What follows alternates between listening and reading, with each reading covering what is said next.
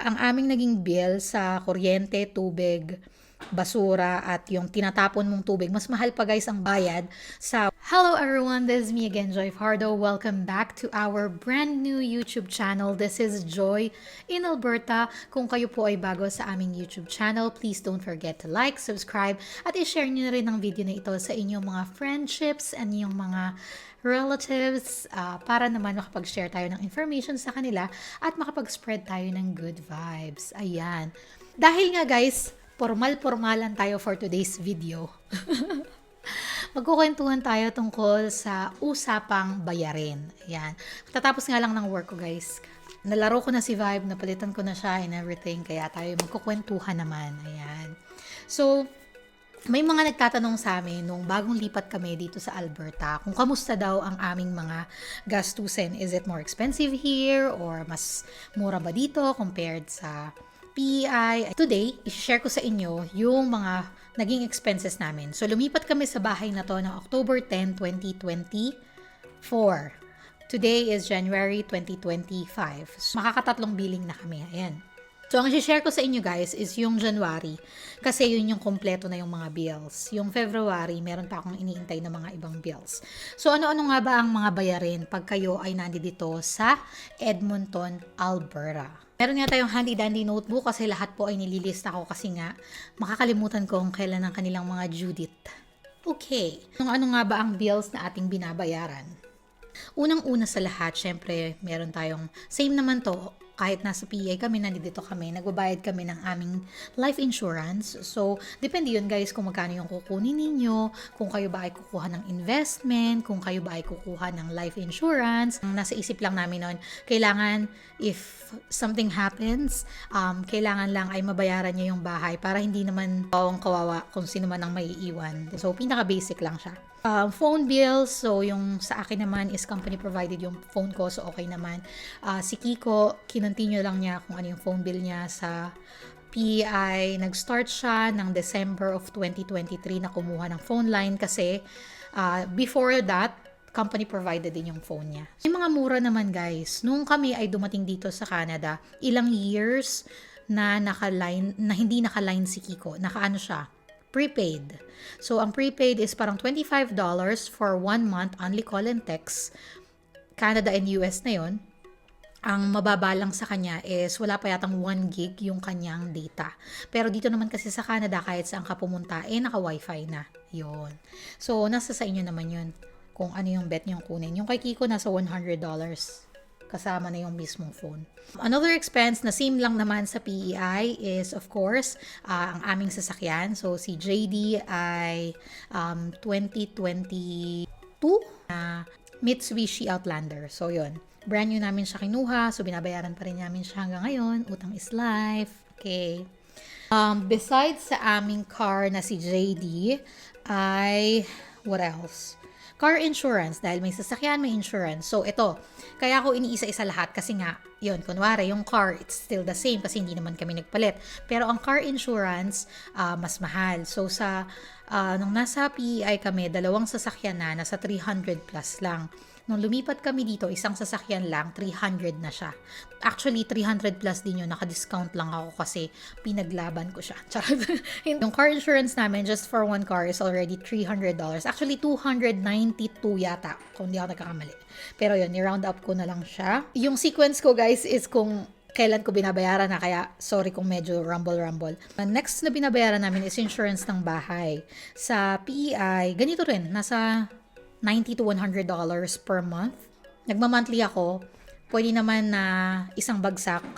Kaso lang kasi, yung isang bagsak at monthly, nagkakataon na mga yung insurance company na kinukuhanan ko, ay wala naman siyang interest na igawin mo man siyang monthly. Meron lang yatang maliit na admin fee. Hindi na, parang sa PEI, kung hindi ako nagkakamali, ang admin fee ay nasa $19 or $20.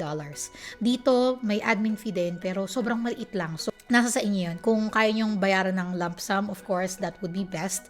Hindi nyo na siya iintindihan buwan-buwan. Pero ako lang, feeling ko may mapapagkamitan ako doon na mas worth kesa bayaran ko siya in one shot. Yung price nung insurance namin sa bahay is $105. Sa PEI, nasa ganun din, $90 plus. Netflix, nakalagay lang dito. Ayun, same lang naman, $24.14. Telos, ito yung dito namin sa Edmonton. So, ang Telos bill namin, $63. Ang Eastlink bill namin sa PEI ay $103. So, yun. Mas mura ang internet dito. And then, electricity. Although hindi siya comparable masyado. Ito pala yung magkaiba, guys.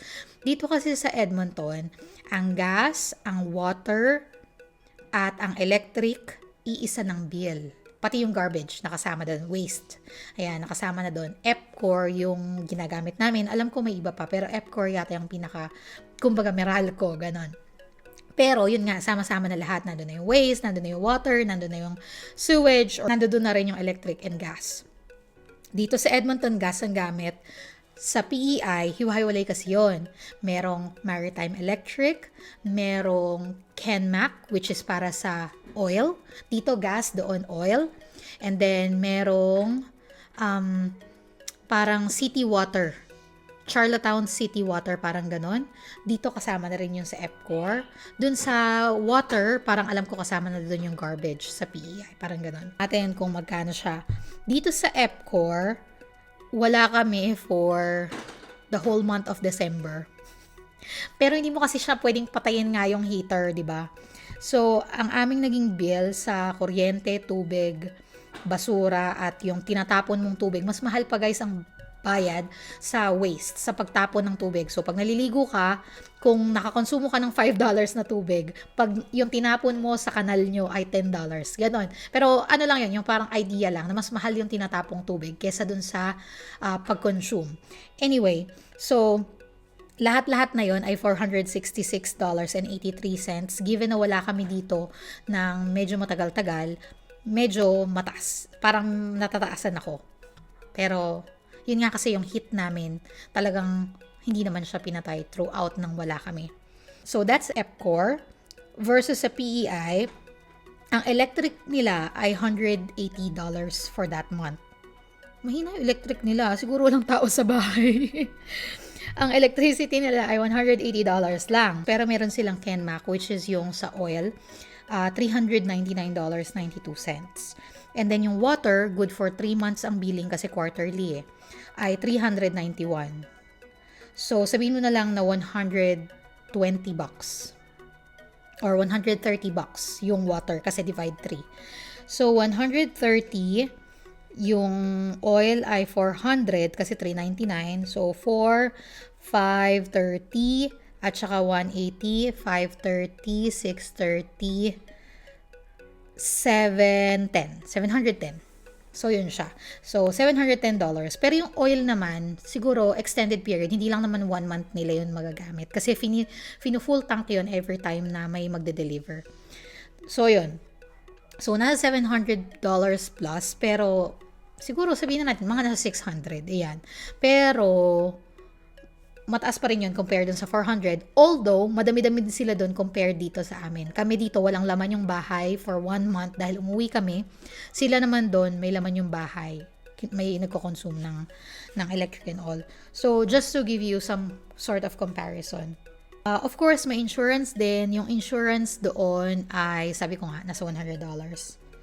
So, yun lang. Yun lang naman yung mga naging bills namin. So, to highlight or to summarize, ano ba yung bills na babayaran mo dito?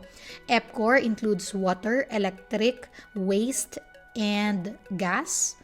And then you have your home insurance, you have your car insurance, if you have your mortgage, and then if you have your mortgage yung sa car, kung meron kayong monthly sa car, ayun. Taxes. So, kami, yun ang pinagkaiba ulit ni PEI at ni Alberta. Si Alberta, meron siyang system where you can have yung property tax sa province mo na monthly binabayaran. Ang recommendation sa amin nung kinuha naming lawyer is rather than we pay everything with our bank dun sa pinagkuhanan namin ng utang, recommend niya para merong, kumbaga, yung mortgage mo steady lang. Kung ang monthly mo sa mortgage mo 3,000 for example, consistent siya na 3,000 all throughout yung 5 years na contract na pinirmahan mo or 3 years kung ano man yung contract na pinirmahan mo with the bank. Consistent siya. Compared, kapag pinasok mo sa kanila yung taxes, mag-iiba-iba kasi yun, magpa-fluctuate, depende sa maging tax ng property mo. Ang nirecommend niya sa akin is reach out to the province. Ayan, reach out sa province and then, ano bang tawag dito?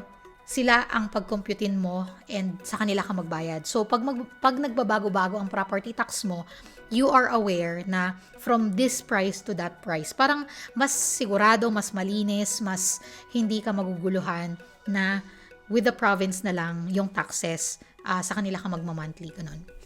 So, sinunod ko siya and I think that's really a good choice na hindi ko pinasok dun sa bank. Kasi, tama naman siya kasi kung magkaroon ng mistake, at saka, meron pa siyang isang dahilan yung parang may lump sum pagka with the bank kasi imbis na spread nila all throughout the 12 months, parang ang gagawin nila is ilalump sum nila yung na mismong months, parang ganoon. Ako tatanungin nyo, doon na lang kayo makipag-deal sa city of Edmonton pala. Edmonton pala yun, hindi ko sure kung ganun din sa ibang dito sa Alberta, pero sa Edmonton ganun siya. Sobrang dali lang naman ng process. Ginawa ko siya before kami umuwi ng Philippines.